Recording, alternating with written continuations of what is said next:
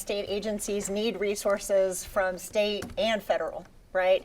And what we see is that those human-serving organizations, that Department of Social Services, that health-serving organization, they are reliant on federal funds. So when those dollars walk away or when there's uncertainty, they're going to go to the state and they're going to have to say, will you fill in these gaps? Because if you don't today, people will suffer. There's going to be a need. And so certainly this is a time where our legislators are going to need to think really hard about how they're going to gap fill. You know how this works, don't you, Dan? I mean, is this going to be fiscal triage that states have to do? It certainly will be fiscal triage. I think the state governments have been the beneficiaries of federal largesse, of the money that the federal government injected in the economy in a variety of ways. But now I think state governments are reluctant to do too much planning out front because they don't want to have the appearance that they can handle this, right? The federal government's the only one that can print money, Chris. And so the state governments have to have balanced budget requirements in the Carolinas.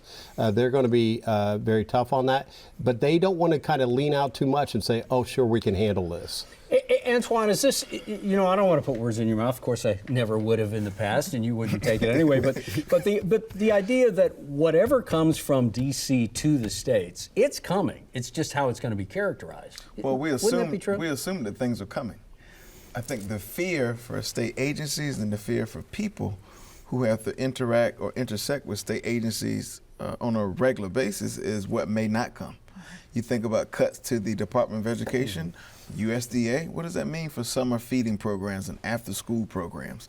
You think about a lot of these agencies at the state level who receive federal funding. What does that mean? And you think about rural communities like the ones I grew up in, or communities that look like mine, when we already do not feel like resources make it our way. There's a bigger sense of fear about what the future means. So the idea that what we learned as children, give us this day, our daily bread, is many of our realities. And the fact of the matter is, there's some in Washington who think that these cuts and these bruises will impact certain populations, but it impacts everyone. When you talk about cutting Medicaid, that impacts everyone. When you talk about cutting food and all this, it impacts transportation, grants, all these things. It impacts every single person in this country, regardless of your race, your politics, or anything else people put us under umbrellas for. Same question, Aaron. Is it being too reductive to say it's going to come? It's just how it's going to come differently. I don't think it's going to come. I think that we should be preparing for substantially less revenue.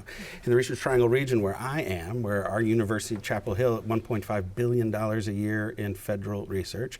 How about UNC Healthcare, $4.5 billion budget, 50% of which has a federal payer.